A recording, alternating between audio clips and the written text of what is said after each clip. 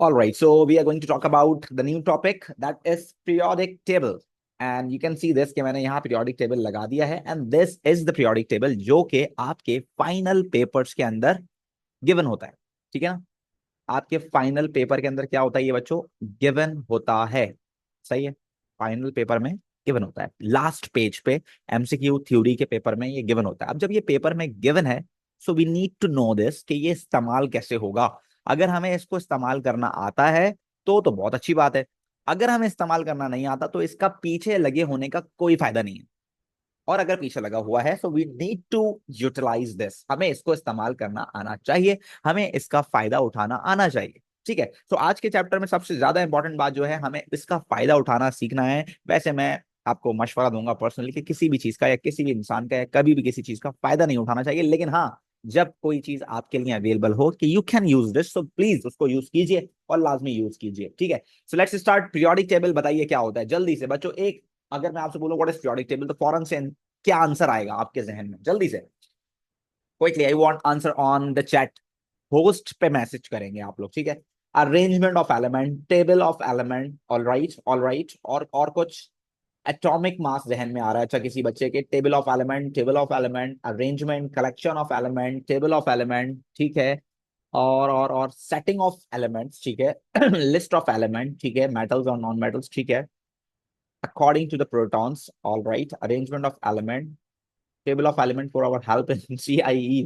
जो ये भी अच्छी है, चलो ये भी सही चीज है भाई। Arrangement of atoms in rows and columns. All right, list of elements. ठीक है, table of elements, arrangement of elements, reactivity, something we have to do for some reasons. है ये क्या बात हुई भाई?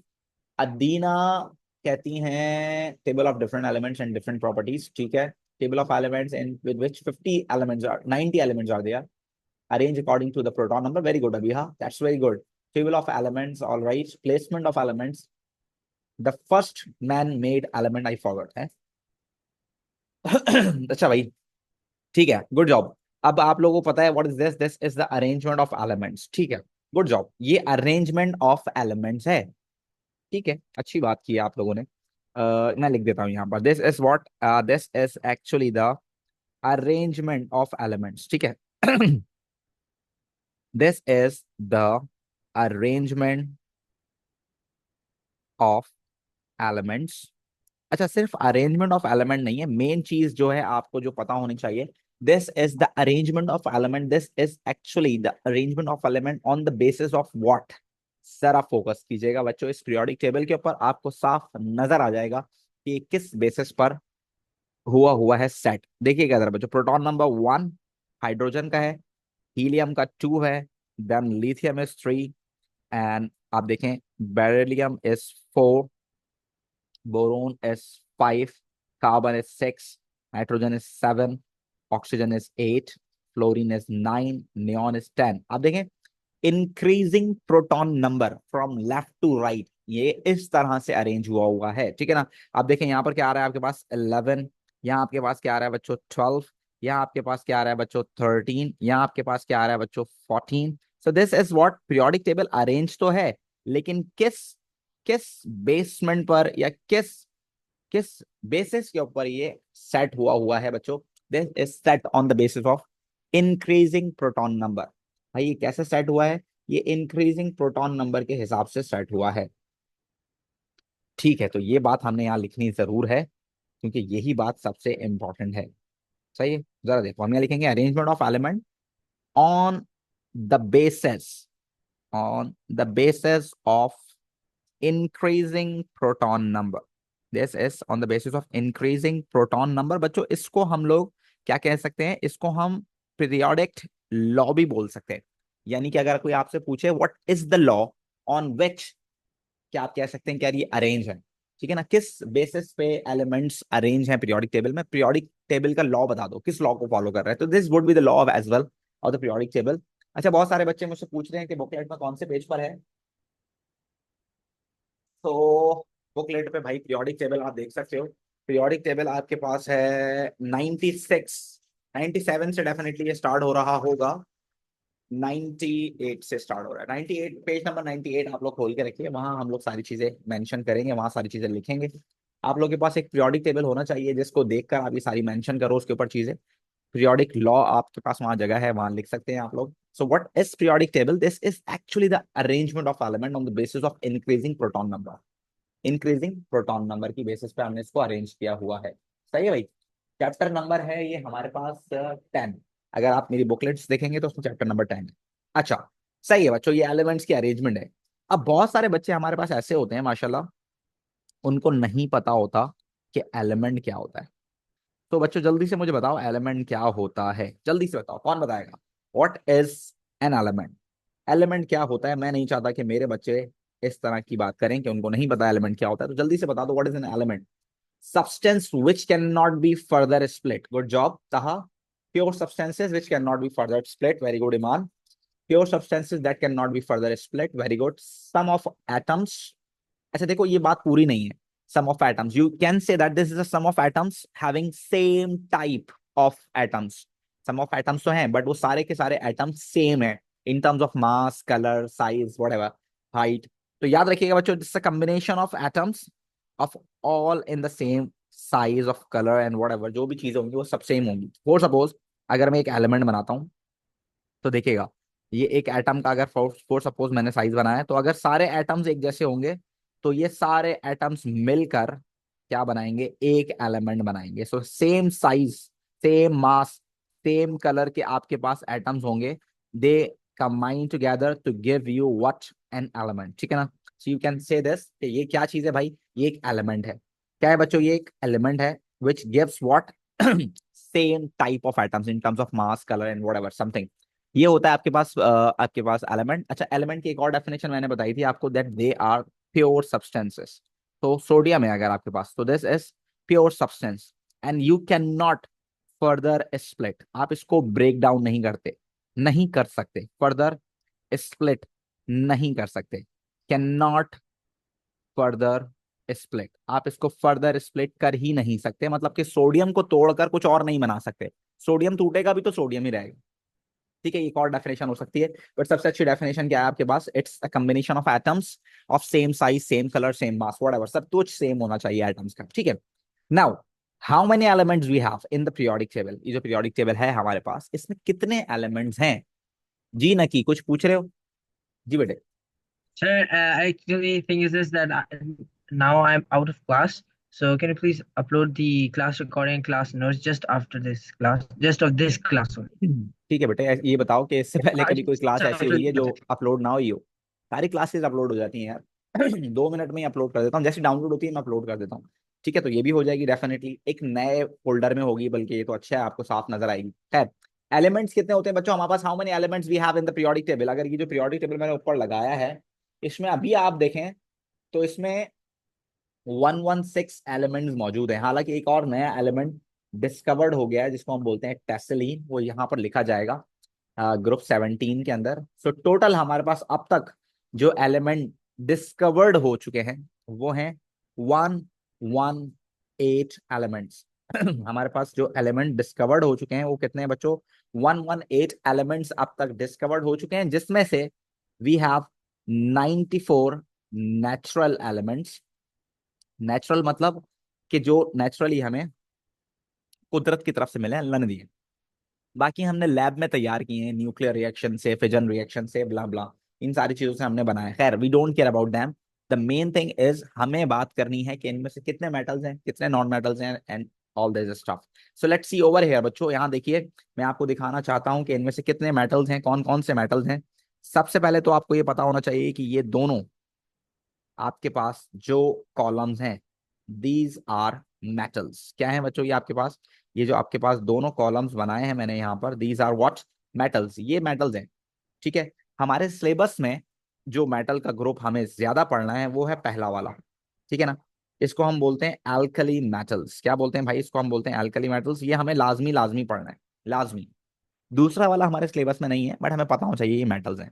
देन हमारे सिलेबस में एक और पार्ट मौजूद है विच इज दिस वन। ठीक है ना? These are also metals. ये भी आपके पास मेटल्स हैं, ये हमें पढ़ने हैं लाजमी लाजमी। ये भी हमारे पास मेटल्स हैं। ठीक है, इसको मैं कुछ इस तरह से आपको दिखा देता हूँ कि ये आपके पास मेटल्स हैं इस तरह से।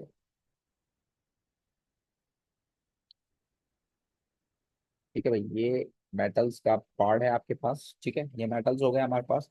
इसके अंदर जर्मेनियम नहीं है हमारे पास मेटल भाई। देखिए, ये एल्युमिनियम हमारे पास मेटल है। ठीक है, इस तरह से। और फिर हमारे पास टिन इज मेटल। ठीक है, फिर आपके पास ये आपके पास सारे मेटल्स हैं। ठीक है, और दिस वन इज मेटल। यार ये हमें याद नहीं करना, लेकिन मुझे पता है तो इसलिए मैं मेटल वाला ब्लॉक अलग कर रहा हूँ। तो ये पूरा मेटल वाला ब्लॉक है जो कि ट्रांजिशन मेटल्स कंसीडर होगा। अच्छा, ये भी ट्रांजिशन मेटल्स होते हैं अगर आप और से देखें। फिलहाल अभी आपको यही पता होना चाहिए खाली। आगे जाके ये क्या सीन होगा वो हम आपको बाद में ए लेवल्स में बता देंगे। ए लेवल्स में भी ये काम नहीं आता, बट अगर आप और से देखें, ये जो मैंने बनाए हैं लेंथेनाइट्स और एक्टिनाइट्स को, they are present over here. ये रहे दोनों, है ना भाई। ये जो हमने बनाया है एक्चुअल में लेंथेनाइट्स ये रहे। ठीक है भाई, अगर आप लोग देखो, और एक्टिनाइट्स ये रहे। तो ये जो जितने भी एलिमेंट्स हैं, ये सारे एक्चुअल में ये ट्रांजिशन मेटल में ही लिखे जाएंगे। बट क्योंकि अगर हम ट्रांजिशन मेटल में लिखते तो ये इतना बड़ा हो जाता कि हमारे लिए उसको एक पेज पर रखना मुश्किल हो जाता। तो इसीलिए उसको हमने नीचे कर दिया और हमारा टेबल जो है प्रॉपर एक अंदाज में आ गया। ठीक है, ये सारे हमारे पास मेटल्स हैं जितने भी अभी इस वक्त मौजूद हैं यहाँ पर स्क्रीन पर शेडेड फॉर्म में, दे ऑल आर मेटल्स। ठीक है, एक मिनट आपके सवाल के जवाब में देता हूँ बच्चों, एक मिनट रुकिएगा जरा। ठीक है ना, जिसको भी जो सवाल पूछना है वो पूछ सकता है, मुझे मसला नहीं है।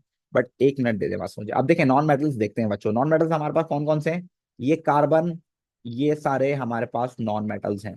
ठीक है ना, ये सारे हमारे पास क्या है भाई? नॉन मेटल्स हैं। अब इसमें कुछ आपके पास डेफिनेटली मेटलॉइड्स भी हैं, तो उनको मैं छोड़ रहा हूँ, उनको हम डिफरेंट कलर से शो कर देंगे यहाँ पर, ताकि हमें बात समझ में आ जाए। तो ये आपके पास देखें, ये सारे बच्चों ये नॉन मेटल्स हैं हमारे पास।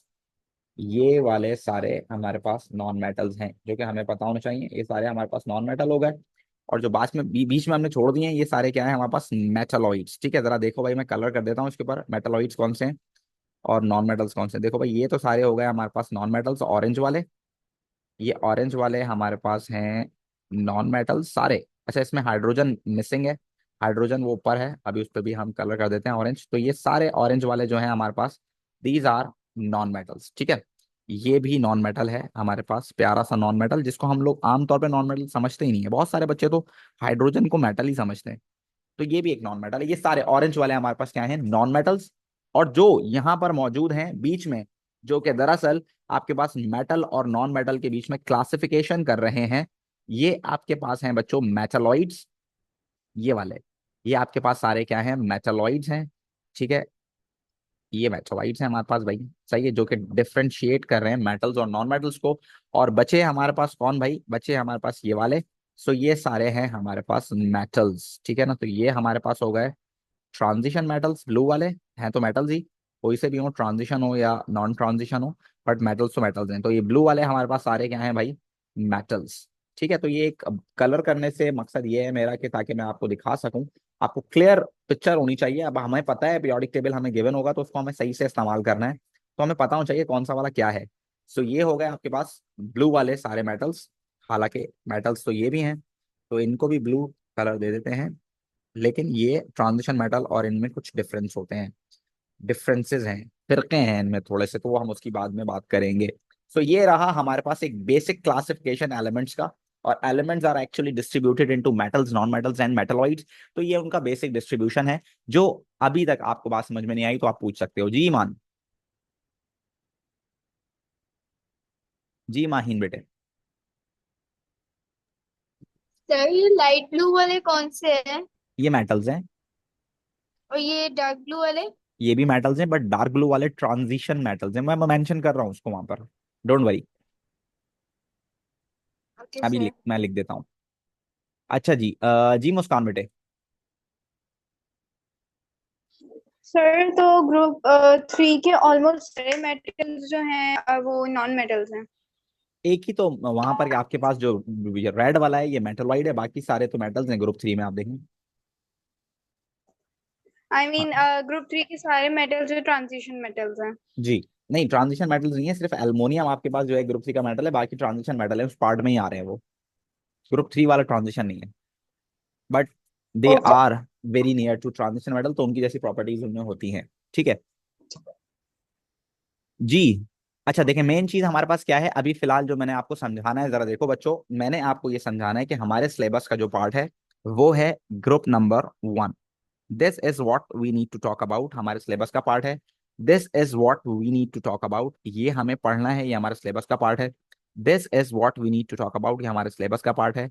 This is what we need to talk about, ये सारी चीजें हैं जो कि हमारे सिलेबस का पार्ट हैं और ये हमें पढ़नी है। सही है।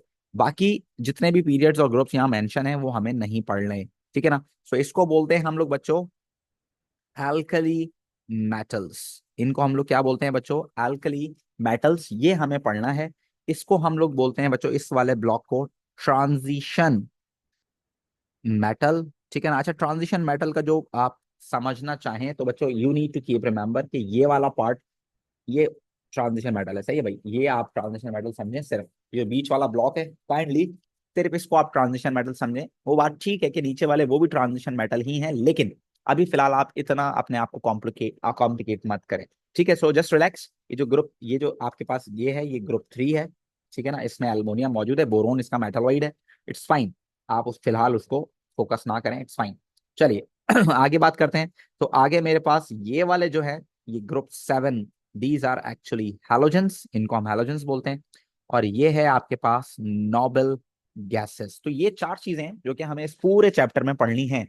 ठीक है, अल्कली मेटल्स, ट्रांजिशन मेटल्स और हैलोजेंस और नोबल गैसेस। ठीक है, फिलहाल मैंने आपको बताया कि वी हैव 118 एलिमेंट्स, हमारे पास 118 एलिमेंट्स हैं जो कि मैंने आपको वहां शो कर दिए। Group 1 metals, group 2 metals, group 3 metals, transition metals, इतने सारे मेटल्स हैं।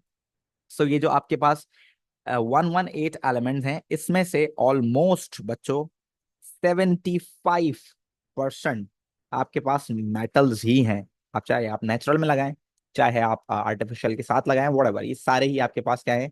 मेटल्स। नाउ आपके पास इसमें से 6 टू 7 नॉट परसेंटेज, 6 से 7 एलिमेंट्स आपके पास मेटलॉइड्स हैं। मेटलॉइड्स क्या होते हैं बच्चों?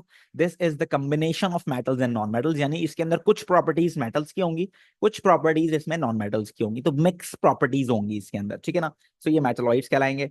और आपके पास तकरीबन तकरीबन 16 टू 17 आपके पास एलिमेंट्स क्या हैं बच्चों? Non metals. 16 टू 17 एलिमेंट्स आपके पास नॉन मेटल्स हैं। Again this is not percentage, this is the number of elements. ठीक है भाई, याद नहीं करना आपने, इट्स फाइन। आपने बस, मैं आपको एक डिफरेंस बता रहा हूँ, एक क्वांटिटी बता रहा हूँ, इतने सारे एलिमेंट्स में कितने हैं, इट्स फाइन। आपको जो याद करना है वो है स्टेट्स। आपको ये याद करना है सॉलिड कौन से होते हैं, लिक्विड कौन से होते हैं और गैसेस कौन से होते हैं, आपको ये याद करना है। आपको उसके नंबर्स याद नहीं करने कि वो कितने हैं। ठीक है, आइए जरा देखते हैं बच्चों, सारे के सारे मेटल्स कैसे होते हैं। We know this, all the metals are solid. सारे के सारे मेटल्स कैसे होते हैं बच्चों? Solids, we know this. And the only liquid metal is mercury, that we know. And there is not a single metal which is in the gaseous form. Is that right बच्चों और not? ऐसी है ना, सारे metal solid होते हैं सिवाय mercury के, ये बात आपको पता होनी चाहिए। This is what you need to keep remember. ठीक है, देन मेटलॉइड्स, सारे के सारे मेटलॉइड्स सॉलिड होते हैं। There is nothing which is liquid और गैस, राइट। इसमें आपको क्या याद रखना है? आपने सिर्फ इसमें ये याद रखना है कि भाई कि मेटलॉइड की एक एग्जांपल आ सकती है पेपर में, बताओ भाई, write down one of the name of the metalloid. बस आपको ये बताना चाहिए कि भाई सिलिकॉन मेटलॉइड है, बोरोन मेटलॉइड है, दैट्स इट। आर्सेनिक मेटलॉइड है, बस काफी है, इससे ज्यादा पता होने की कुछ जरूरत नहीं है मेटलॉइड्स के बारे में। ठीक है, देन नॉन मेटल्स की अगर हम बात करें तो वी हैव 4 नॉन मेटल्स जो कि आपके पास सॉलिड फॉर्म में होंगे। नंबर 1 फास्फोरस, इसका फॉर्मूला होता है P4, इसका फॉर्मूला ही P4 है, मतलब 4 फास्फोरस हमेशा एक साथ होते हैं। देन सल्फर, इसका फॉर्मूला होता है S8। फिर कार्बन, ये ग्रेफाइट भी हो सकता है, ये आपके पास ग्रेफाइट भी हो सकता है, डायमंड भी हो सकता है, कोल भी हो सकता है। And the one is iodine which is I2। ठीक है ना, this is mercury Maria, this is mercury Hg। ठीक है, तो ये 4 हैं टोटल सॉलिड, टोटल 4 सॉलिड है हमारे पास, टोटल 4 सॉलिड है, phosphorus, sulphur, iodine and carbon. ठीक है, and the only liquid non metal is bromine. हमारे सिलेबस में एक ही लिक्विड नॉन मेटल है, सिर्फ एक, bromine. The only liquid non metal is bromine, that's it. ठीक है भाई, और फिर बाकी सारी हैं gases. For suppose hydrogen gas है, नाइट्रोजन गैस है, ऑक्सीजन गैस है, फ्लोरीन गैस है, क्लोरीन गैस है, आपके पास हीलियम गैस है, नियॉन आपके पास गैस है, आर्गॉन आपके पास गैस है, क्रिप्टॉन गैस है, जिनॉन गैस है। तो these all are gases. Is it right every one of you? बात समझ में आती है? कोई मसला है तो बताइए। P4 फॉस्फोरस है अहमद जी, मबरूक, क्या कह रहे हो? अस्सलाम वालेकुम सर। वालेकुम सलाम बेटे। सर मैं कहता है ग्रुप्स का क्या यूज होता है? बता रहा हूँ, सब बता रहा हूँ, अभी स्टार्ट किया है, बिल्कुल बेसिक से सब बता एंड रहा हूँ। सर ये यानी पूरे पीरियोडिक टेबल में लिक्विड सिर्फ दो हैं? लिक्विड सिर्फ दो हैं आपके पास, एक आपके पास मरकरी लिक्विड मेटल है और एक आपके पास bromine liquid non metal, that's it. ठीक ओके है। सर। अच्छा, एंड बहुत ये सारे बच्चे। अल्कली हाँ जी अल्कली बोल। जो है ये सिर्फ ग्रुप वन है? ग्रुप वन वाला जो मेटल्स होते हैं, छह के छह, ये अल्कली मेटल्स हैं। इनका ओके नाम है अल्कली थैंक मेटल्स। ठीक है। ऑल राइट जी। फरहाम क्या कह रहे हो बेटे? अस्सलामुअलैकुम सर। वालेकुम सलाम आपकी बेटे। मेरी आवाज़ आ रही है? जी जी आ रही है, बोले। सर, मेरा क्वेश्चन है कि आपने कहा था कि जो मेथलॉइड्स होते हैं, आई मीन जो मेटल्स हैं वो सारे सॉलिड हैं और लिक्विड सिर्फ एक मरकरी है। जी बिल्कुल। मगर सर फिर गैलियम वो लिक्विड नहीं है? देखो भाई, ऐसे अगर आप एक्सेप्शंस की बात करोगे ना तो बहुत सारी चीजें एक्सेप्शन में चली जाएंगी। हम फिलहाल ओ लेवल्स में हैं, तो हम बहुत ज्यादा हर मेटल्स के बारे में नहीं घुसेंगे। इवन ट्रांजिशन मेटल में भी सारे ट्रांजिशन मेटल की बात नहीं करते हैं। एक्टिनाइड्स और लेक्टिनाइड्स की हम बात नहीं कर रहे हैं, तो बहुत सारे एलिमेंट्स हमने स्किप किए हुए हैं। अगर हम हर मेटल में घुस जाएंगे ना तो हम कभी भी जर्नल बात कर नहीं पाएंगे। ठीक है भाई। तो फिलहाल you are in O levels, so we always talk about generally. तो अगर तो आप ये, हाँ, जेनेरिक मीन्स में ओके। जाएं तो we consider this that all the metals are solid, right? Generic बात थैंक यू कर रहे हैं सर। खाली। ठीक है। हर हर एक मेटल को लेके अगर बात करेंगे तो कभी भी आपका कोई टॉपिक कंप्लीट नहीं हो पाएगा। हर एक टॉपिक, हर एक एलिमेंट को भी मैं अगर लूंगा ना तो उस पर भी पूरा सब्जेक्ट बन सकता है। जी बेटे कुरतुलैन। सर आप मेटलॉइड्स एक्सप्लेन कर सकते हैं? बेटे मेटलॉइड्स का मतलब ये होता है कि ऐसे एलिमेंट जिसके अंदर मेटल्स और नॉन मेटल्स दोनों प्रॉपर्टीज पाई जाती हो। जैसे मेटल्स होते हैं वो इलेक्ट्रिसिटी कंडक्ट करते हैं, नॉन मेटल्स इलेक्ट्रिसिटी कंडक्ट नहीं करते हैं। मेटलॉइड्स क्या करेंगे? कभी कर लेंगे कभी नहीं करेंगे। किसी टेम्परेचर पे कर लेंगे, किसी टेम्परेचर पे नहीं करेंगे। This is what they have equal, या आप कह लें कि आप दोनों तरह की प्रॉपर्टीज उनमें पाई जा रही है। Mixture of metals and non metals. Metals shiny होते हैं, नॉन मेटल्स कैसे होते हैं भाई? डल होते हैं। ये बीच के होंगे, मतलब कहीं से शाइनी है कहीं से डल है, तो mixture of both the properties, right? Thank you. All right ji, Iman बेटे। सर मेटलॉइड्स की डेफिनेशन आ सकती है क्या? नहीं आती वैसे, अगर आपको लिखना हो तो आप लिख सकते हैं अपने पास। Is the combination of the properties of metals and non metals. या आप कह सकते हैं substance which shows the dual nature which can behave like metal और लाइक नॉन मेटल, ऐसे भी लिख सकते हैं। सही। Okay sir. ऑल राइट, चलो भाई आगे चलते हैं। बहुत सारे सवाल हो गए, अब बाकी सवालों के जवाब हम आपको बाद में देंगे। हम कोई मेन बात करते हैं। ये बातें तो बहुत सिंपल हैं, हर एक को पता होती हैं। आइए हम थोड़ा आगे चलते हैं बच्चों। अगर हम देखें तो फॉर सपोज अगर मैं एक एलिमेंट को क्या करूं, आइडेंटिफाई करूं इसमें से। फॉर सपोज मैं ये एक एलिमेंट ले लेता हूं, सोडियम। और इस सोडियम को उठा के फॉर सपोज मैं यहाँ पर लिख देता हूं, अगर साइड में। So you all can see this कि आपके पास सोडियम लिख दिया मैंने यहाँ से उठा के पीरियोडिक टेबल से। तो आपको पता होना चाहिए कि इसमें क्या क्या चीजें हमें मेंशन है, हमें क्या क्या पता होना चाहिए। All right, so this is sodium. यहाँ नीचे लिखा हुआ भी होता है नाम कि भाई ये सोडियम है। ठीक है ना। यहाँ पर इसका एक नंबर मेंशन है, यहाँ पर एक नंबर मेंशन है, and you all know this कि ये क्या क्या है। जल्दी से मुझे बताओ बच्चों, आप लोगों ने जवाब देना है। What is this? क्या चीज है ये? व्हाट इज दिस बच्चों? क्या चीज है बच्चों, जल्दी से बताओ। This is proton number. Very good. अच्छा बच्चों, प्रोटॉन नंबर के अलावा इसको एक और नाम हम दे सकते हैं, वो क्या हो सकता है? Atomic number. So we already know this कि ये क्या चीज है। ठीक है। And then what is this? ये क्या चीज है? ये वाला नंबर क्या होता है, जल्दी से बताओ। व्हाट इज दिस बच्चों? दिस इज एटॉमिक मास होता है ये भाई। सर एटॉमिक मास बोल सकते हैं इसको, रिलेटिव एटॉमिक मास भी बोल सकते हैं सर इसको। इसको हम मास नंबर भी बोल सकते हैं। And the major time we use nucleon number for this, हम इसको न्यूक्लियन नंबर भी बोलते हैं। ठीक है। And what is this? What is this बच्चों? This is chemical symbol. ये क्या चीज है बच्चों आपके पास? दिस इज केमिकल सिंबल, ये किसी भी एलिमेंट का सिंबल है, ठीक है। चलो आइए एक गेम खेलते हैं छोटा सा, और केमिकल सिंबल्स हम आइडेंटिफाई करते हैं, and you can use periodic table for this. आप लोग इसके लिए पीरियोडिक टेबल यूज कर सकते हो, मुझे कोई मसला नहीं है। आओ एलिमेंट्स के जो है ना हम सिंबल्स आइडेंटिफाई करते हैं, और जरा हम इसके बारे में बात तो करें कि ये होती क्या चीज़ है भाई। आज तक बच्चों को समझ में ही नहीं आया। कितने बच्चे तो ऐसे होते हैं बेचारे को, वो उसमें परेशानी रहते हैं कि ये क्या चीज़ है सर, पता नहीं क्या अजाब हमारे सर पे मुसल्लत कर दिया गया है। सो आइए हम इसके बारे में थोड़ी सी बात करते हैं कि ये केमिकल सिंबल्स कैसे बनाए गए और ये होते क्या क्या हैं।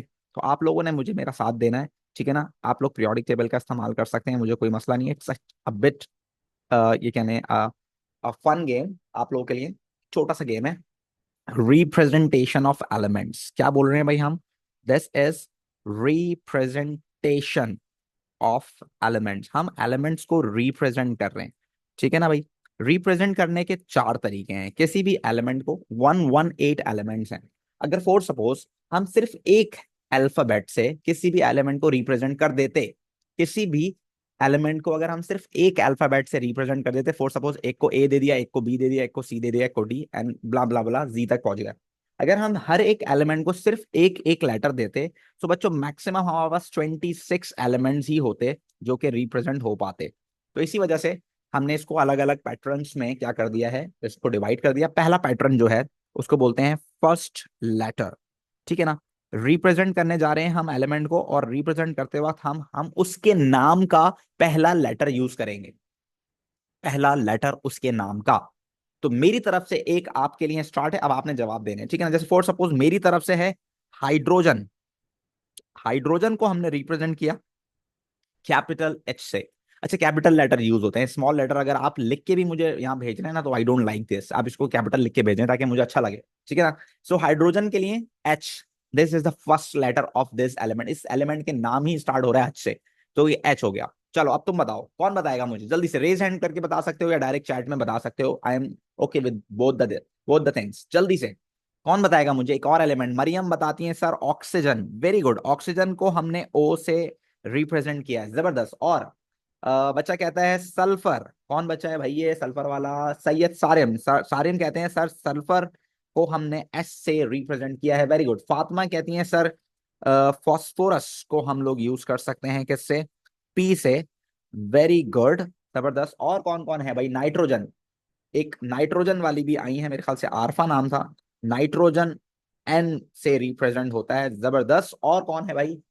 और रुमैसा ने कहा आयोडीन सर, आयोडीन आई से होता है, वेरी गुड।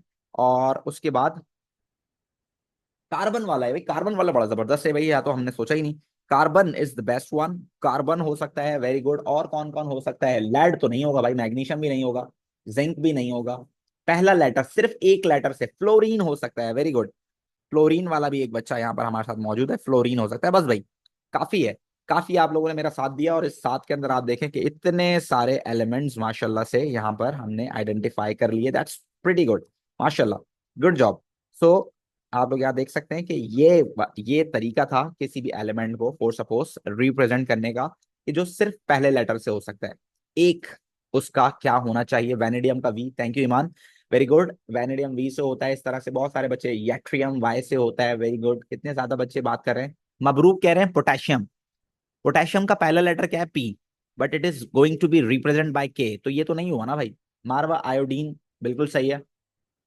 एक लेटर मैंने बोला फर्स्ट लेटर। यूरेनियम यू से होता है, आयान थैंक यू। कबीर कहते हैं बोरोन बी से होता है सर, वेरी गुड, अच्छी बात है। यू नो दिस कि यार एक तरीका है बैलेंस करने का और रिप्रेजेंट करने का एलिमेंट को, और वो क्या है? आप उसके नाम के पहले लेटर से रिप्रेजेंट कर दो, दैट्स वेरी गुड। चलो दूसरा तरीका, दूसरा तरीका क्या है? जब हमारे पास ये ऑप्शन कंप्लीट हो गया कि यार हम पहले लेटर तक कर चुके थे जितना हमें करना था, तो फिर हमने यूज किया फर्स्ट एंड सेकंड लेटर। अच्छा बच्चों, you need to keep remember this कि जब भी हम लिखेंगे इसको तो पहला कैपिटल और दूसरा स्मॉल होगा, पहला कैपिटल और दूसरा स्मॉल होगा, ताकि हम आइडेंटिफाई कर सकें दो एलिमेंट्स के दरमियान कि ये दो अलग अलग हैं, ठीक है भाई। तो मैं आपको दे रहा हूं इसके लिए हीलियम, HELIUM, हीलियम। देखो पहला कैपिटल H और दूसरा लेटर हमने यूज किया इसका E, तो हीलियम, ये हो गया हीलियम। चलो ऑक्सीजन, O से बताओ। ओ का कोई ऐसा एलिमेंट बताओ जिसके अंदर पहला लेटर ओ हो, दूसरा स्मॉल हो उसका लेटर, ओ से, पहले ओ से। ओ वाला बताओ। That is Taha, very good. Taha ने सबसे पहले जवाब दिया sir osmium, very good. This is first letter O, second वाला स्मॉल, गुड जॉब। ठीक है, अब सल्फर पे आ जाओ। एस से बताओ बच्चों, मुझे बताओ एस से कोई एलिमेंट जो कि आप कह लो कि पहला लेटर और दूसरा लेटर हो। Silicon, very good. एक बच्चे ने बताया भाई सर सिलिकॉन हो सकता है, क्या बात है। एस कैपिटल और आई स्मॉल, चलो ठीक है। पी से आ जाओ। पी से कोई है क्या, चेक करो। पी से कोई हो सकता है, पी से। वेरी गुड, अयान शेरवानी ने ढूंढ लिया है इसको। पी से इनके पास है पोलोनियम, दैट्स वेरी गुड। क्या बात है यार बच्चों, मजा आ रहा है तुम लोगों के साथ मुझे इस खेल में। क्या बात है। चलो पहला कैपिटल दूसरा स्मॉल। चलो एन से बताओ, नाइट्रोजन की तरह एन से बताओ। अलिशबा ने भी बताया, वेरी गुड। प्लैटिनम, प्लैटिनम तो पीटी होता है भाई। अली बारिस, नियॉन हो सकता था, N E, very good. Neon बताया एक बच्चे ने, नियॉन एन ई। इसके अलावा कोई बता सकता है, एन से बहुत सारे हो सकते हैं। नियॉन के अलावा भाई सोडियम एस से आता है। निकल हो सकता है, क्या बात है हुजैफा, जबरदस्त। निकल हो सकता है। क्रिप्टॉन हो सकता है, जबरदस्त, वेरी गुड। वेरी गुड यार, गुड जॉब। क्या बात है। नेट्रियम हो सकता है, एन ए, गुड जॉब। लेकिन नेट्रियम तो भाई सोडियम का लैटिन नेम है ना, तो इस तरह हम नहीं करेंगे। चलो आई पे आ जाओ। आई से बताओ, आई से बताओ।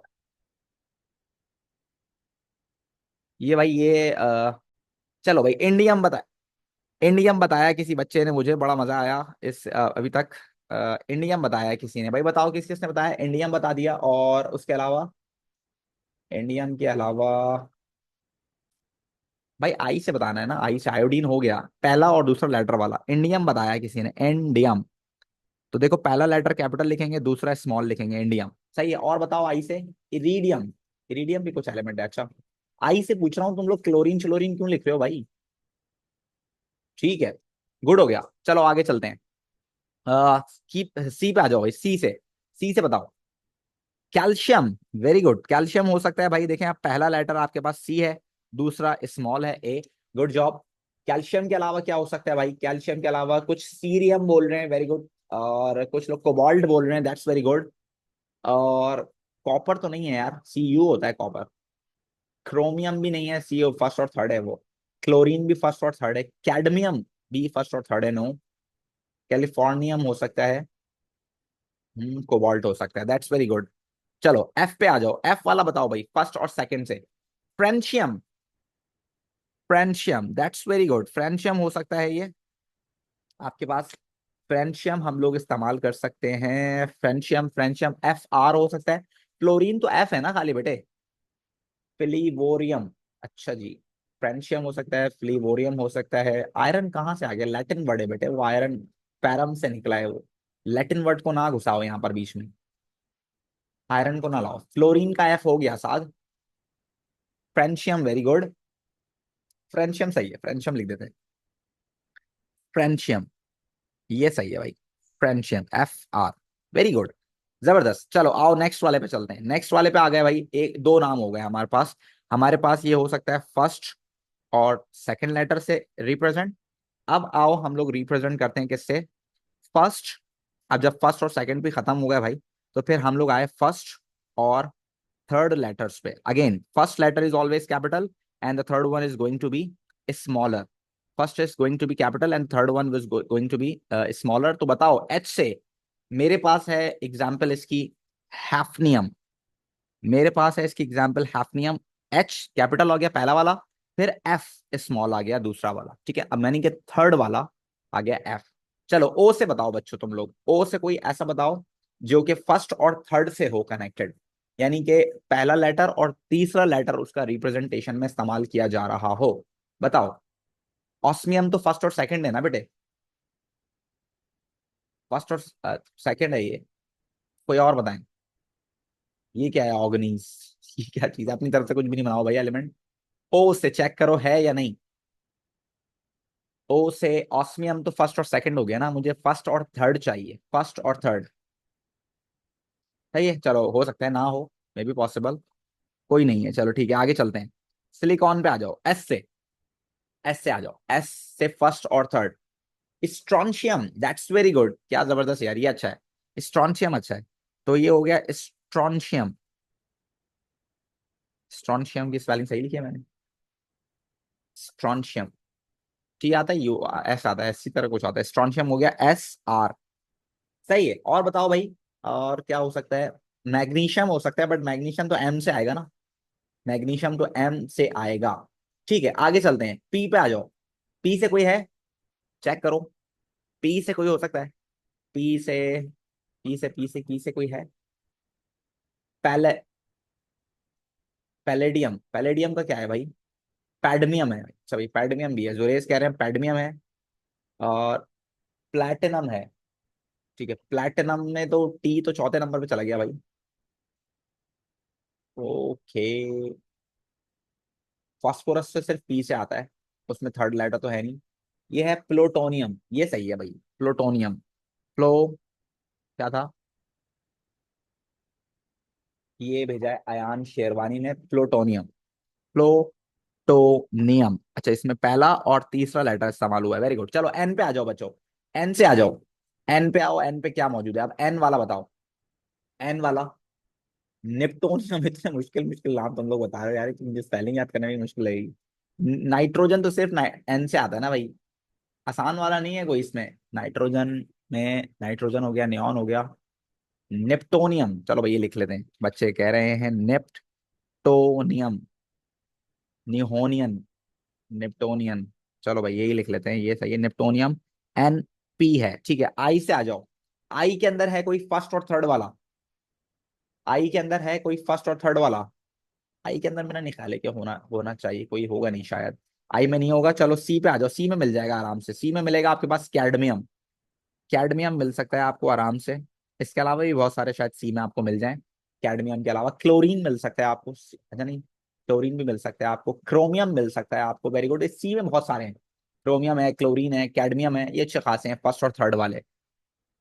सीजियम भी है, CS बिल्कुल सही है। ठीक है, चलो एफ पे आ जाओ, एफ में है कोई? एफ में है कोई? कैलिफोर्नियम भी है, ठीक है, कैडमियम भी है, बहुत सारे हैं, सी में बहुत सारे हैं। ठीक है, एफ में कोई है? फर्मियम, फर्मियम क्या है भाई? फर्मियम है बाकी, आयरन है ना, फेरम होता है भाई। फर्मियम क्या चीज है भाई? हैवी या नहीं है बाकी, तुम लोग लिख रहे हो फर्मियम, फर्मियम है बाकी? फर्मियम है भाई, फर्मियम। कैसा नाम है यार ये, मैंने क्यों नहीं देखा? तो ये तो FR होना चाहिए, इसका क्या है? फर्मियम का FR है, फर्मियम। तो ये तो फर्स्ट और फोर्थ बता रहे हो आप लोग, इसमें है, ये क्या है? नहीं मुझे नहीं लगता।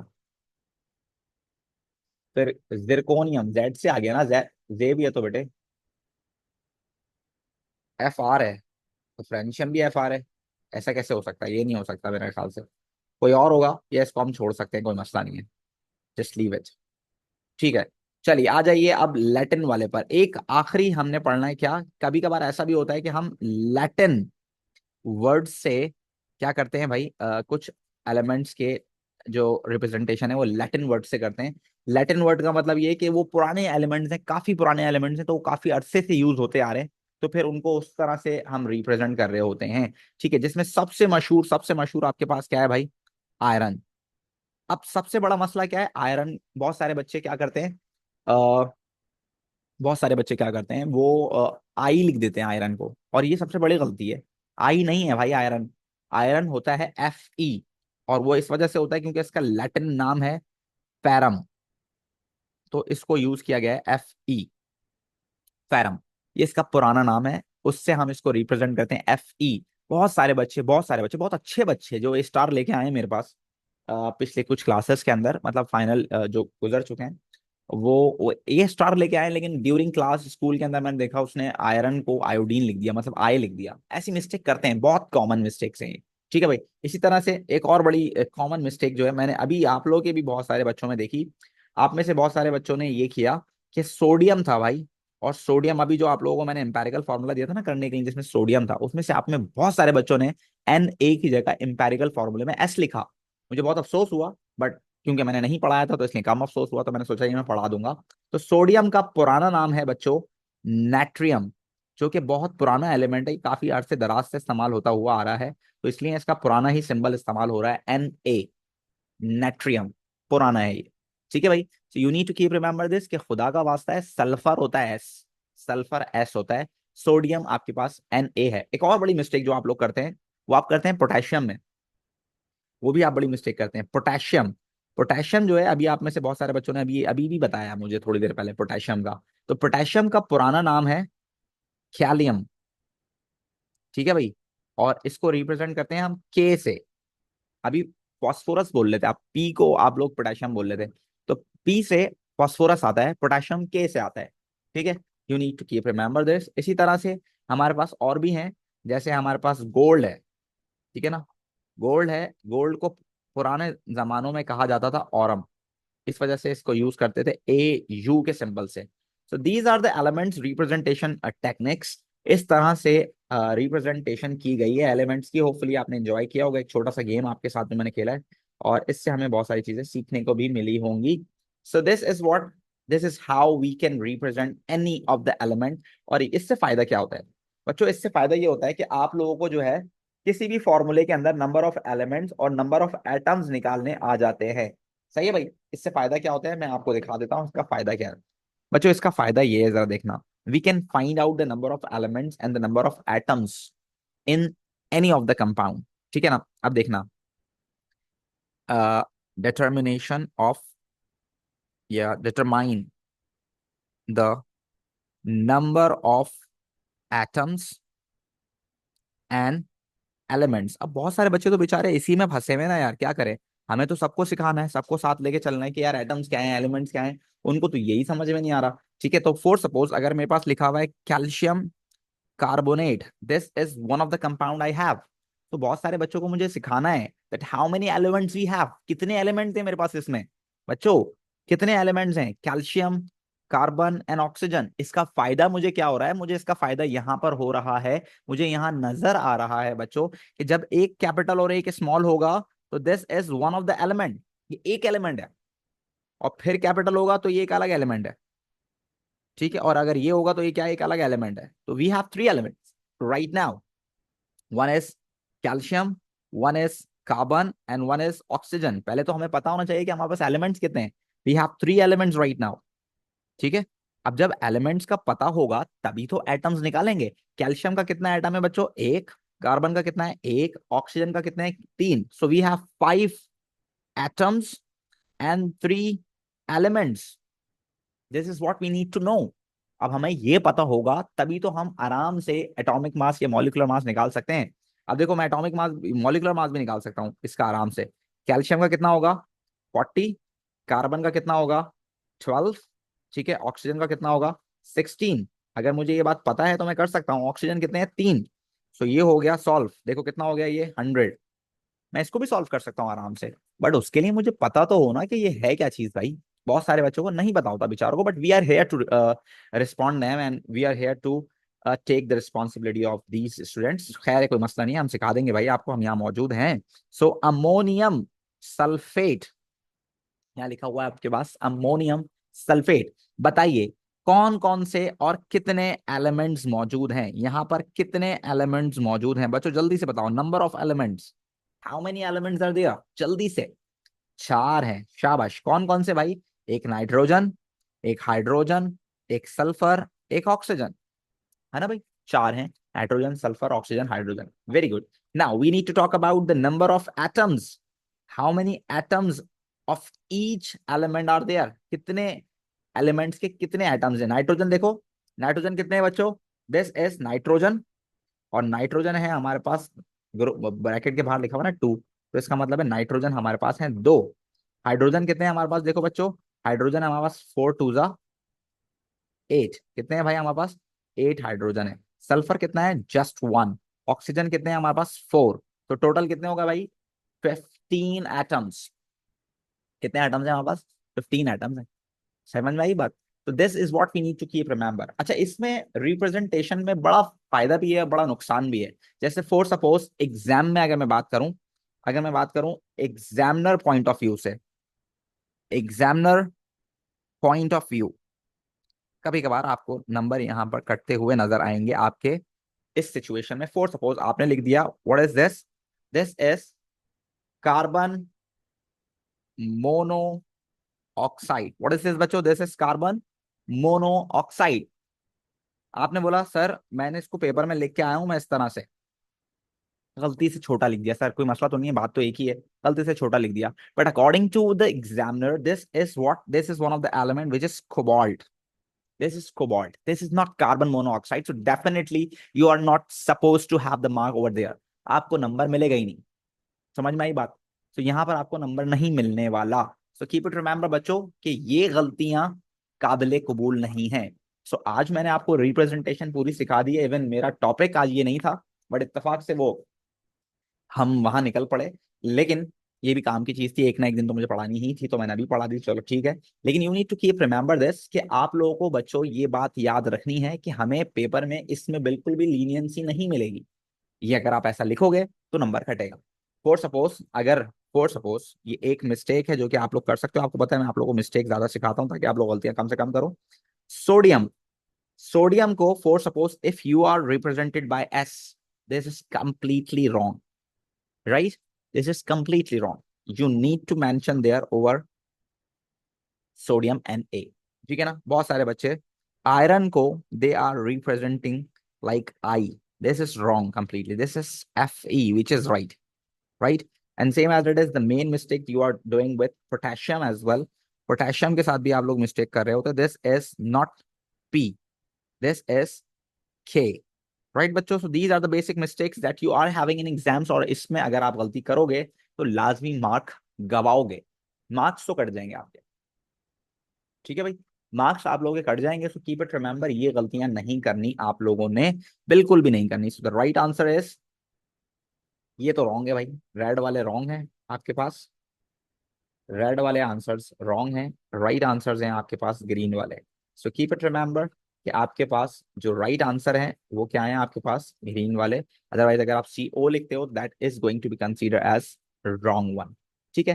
तो बहुत सारे बच्चे बोलते हैं सर हमने क्या ही क्या था, हमने तो सिंपल, हमने तो बस गलती से लिख दिया, सर छोटा हो तो इतने तो नंबर दे ही देगा एग्जामिनर, हमें इतना शरीफ होता है एग्जामिनर, एग्जामिनर तो हमारे बड़े अब्बू का दोस्त है तो हमें नंबर दे ही देगा। ऐसा कुछ नहीं हुआ भाई, आपको नंबर नहीं मिलेंगे और बाकी में नहीं मिलेंगे, ये आपको समझना पड़ेगी बात, क्योंकि एग्जाम केमिस्ट्री में सबसे बड़ा मसला यही है, ये जो टू छोटा बड़ा आगे पीछे लिखना होता है ये सबसे बड़ा मसला है केमिस्ट्री में, और इसी को हमें अवॉइड करना है। अगर हम इससे अवॉइड कर जाएंगे तो फिर तो हमारा केमिस्ट्री का पेपर में कुछ भी नहीं बचा करने के लिए। सही है भाई बच्चों? तो फिलहाल हम आज के लिए इसको यहीं रोकते हैं, अगली क्लास में मुझे आपको ग्रुप, पीरियड्स और period number, group number, formulation और पता नहीं क्या क्या चीजें सिखानी है, बहुत सारी चीजें सोच के बैठा था मैं सिखाने के लिए, बट स्टिल हमने यहाँ तक कर लिया, अल्लाह का शुक्र है। नेक्स्ट क्लास में इंशाल्लाह इससे आगे की बात करेंगे। तो पहले सवाल पूछ लेते हैं, क्या कह रही हैं अलिशवा जी? अलिशवा No, sir, it is by mistake. क्या कह रही हो बेटे? गलती से उठा लिया हाथ जी, मबरूक। मेरा भी गलती से हो गया था। अबे ये कैसी गलती है, सारे एक साथ कर रहे हो भाई। ओके जी मान। याद है एक क्वेश्चन था वो रिलेटिव अबंडेंस वाला, हम्म, वो हमने कहा था मैं क्लास के बाद समझा दूंगा, तो आप अभी समझा देंगे? मैं समझा देता हूँ, अभी 1 मिनट रुको जी, मारो। सर मुझे ये पूछना था कि लाइक घर पे तो हम लोग जैसे ट्यूशंस वगैरह और स्कूल वगैरह के बाद अगर घर पे अकेले प्रैक्टिस वगैरह करनी हो तो हमें बुक किस काम आ सकती है, लाइक जो हॉडर की बुक है जो लाइक रिकमेंडेड है कैम्ब्रिज की तरफ से। बिल्कुल पढ़ें आप उसको, क्यों ना पढ़ें भाई। आप जैसे मेरे नोट्स हैं, अगर आपने मेरे नोट्स को जो मैं अभी फिलहाल लिख के आपको दे रहा हूँ, जो मैं जिस अंदाज में आपको पढ़ा रहा हूँ, मेरे नोट्स उस हिसाब से बने हुए। अगर आपको ये पूरे आ गए हैं, मतलब ये पूरी PDF आपने पढ़ ली है, अब आपको इसमें कोई मजीद चीज नई सीखने को नहीं मिल रही, तो आप क्या करें, इसको साइड में रखें। आप पास पेपर्स अगर आपने कर लिए दैट्स वेरी गुड, और नहीं भी किए हैं तो कोई मसला नहीं, आप बुक उठाएं और जो भी चैप्टर आप पढ़ लिए हैं उसको एक बार उसको रीड कर लें। आपको खुद ब खुद ही वो चैप्टर समझ में आना शुरू हो जाएगा, उसमें क्या लिखा हुआ है क्या नहीं लिखा हुआ, बुक आपको अच्छी लगना शुरू हो जाएगी क्योंकि वो समझ में आ रही होगी फिर आपके, है ना भाई? और फिर उसमें भी कोई चीज अगर ऐसी आ जाए जो कि बिल्कुल ऐसी हो कि मैंने ना पढ़ाई हो या आपने कभी ना देखी हो, तो उसका स्क्रीनशॉट लेके लाजमी मुझसे शेयर करें, मैं आपको बता दूंगा कि that is the part of our syllabus और नॉट। अगर वो हमारे सिलेबस का पार्ट होगा तो आप जरूर पढ़ें उसको, और मैं ओके डेफिनेटली सर, किसी आई ना हैव किसी वन मोर चैप्टर में क्वेश्चन। किसी ना किसी चैप्टर में उसको मैं लाजमी फिर पढ़ाऊंगा। जी बेटे तो पूछो। मुझे ये पूछना था कि जो स्लाइस के अंदर आपका जो पेपर होता है तो हम्म। अगर जब आपका टाइम खत्म हो जाता है एंड लाइक अगर आपका पेपर खुला हुआ हो, आपके हाथ में कुछ भी नहीं हो ना, पेन कुछ भी, बस देख रहे हो पेपर को, तो वो क्या मतलब गलत होता है? Is there any rule about it? कुछ नहीं होता, टेंशन ना लें, कुछ भी नहीं होता, फाइन। आपका पेपर वैसे भी बहुत बड़ा, ओके मतलब इतना बड़ा नहीं होता, टाइम आपके पास ज्यादा होता है, वैसे भी आप पेपर बहुत जल्दी कर लेंगे इंशाल्लाह। बट स्टिल अगर आपके हाथ में पेपर खुला हुआ भी हो तो कोई मसला नहीं चलता है इतना। लेकिन अगर एग्जामिनर वो थोड़ा सा ओके, स्ट्रिक्ट है थैंक यू सर। तो कोशिश करें कि आप ऐसी हरकतें ना करें। अगर एग्जामिनर बहुत ज्यादा स्ट्रिक्ट है, आमतौर पे ऐसा नहीं होता कि एग्जामिनर बहुत स्ट्रिक्ट हो, अगर उसने बोल दिया एक बार दो बार मना कर दिया, उसने बंद करनी है तो कर दें, खैर है। और अगर फिर भी वो आ गया आपके पास तो इट्स फाइन, चलेगा, कोई मसला नहीं है, इतना गुस्सा नहीं करेगा वो। है okay, thank you sir. All right बेटे। जी मोहित।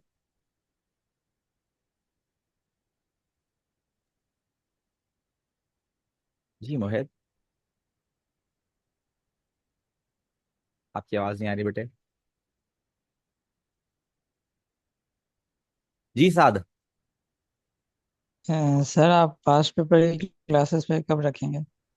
यार पहले इस सैटरडे को तो यार टेस्ट हो पहले जाएगा इस सैटरडे को तो इंशाल्लाह, टेस्ट हो जाएगा इंशाल्लाह। ठीक है, उसके बाद हम चलें करें। ठीक। उसके बाद हम करें। पास पेपर्स मोल्स के कह रहे हो? जी जैद। सर आप मुझे ड्राइव की एक्सेस दे सकते हैं क्योंकि मैं नया बच्चा हूँ तो मेरे पास एक्सेस। बेटे आपको एक्सेस चाहिए, आप मुझे बस एक मैसेज कर दो, ठीक है ना? आप मुझे ग्रुप पे को आप मुझे मेरे पर्सनल व्हाट्सएप पे एक मैसेज कर दो, मैं आपको एक्सेस देता हूँ, सही है?